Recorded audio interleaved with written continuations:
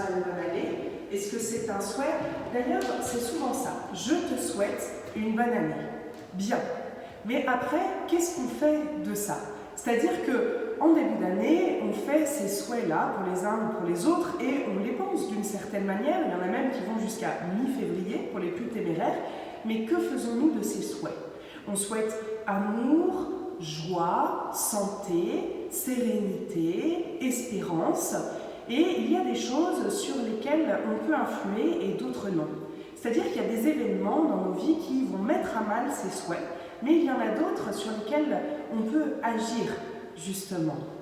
Ainsi, lorsque nous souhaitons des choses à quelqu'un, d'une certaine manière, nous pouvons assurer le SAV. C'est dire à l'autre: je te le souhaite et sache que je serai là pour faire au mieux afin que ces paroles ne demeurent pas lettre morte.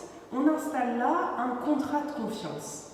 Dans l'évangile de Jean, Jésus nous dit: je vous laisse la paix, je vous donne ma paix. Moi, je ne vous donne pas comme le monde donne, que votre cœur ne se trouble pas et que vous ne soyez pas effrayés.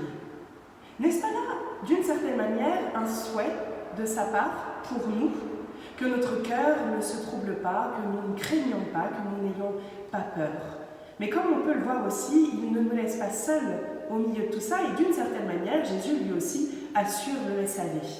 Aujourd'hui, le monde, je crois, a cruellement besoin de cette authenticité, de ces paroles qui ne sont pas simplement des mots en l'air comme ça, mais qui nous invitent à les vivre vraiment.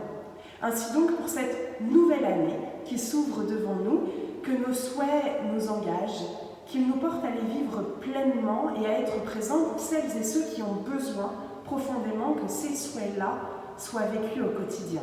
Ainsi, ces souhaits ne seront pas des paroles de politesse bien rodées, mais un contrat de confiance pour un choix de vie.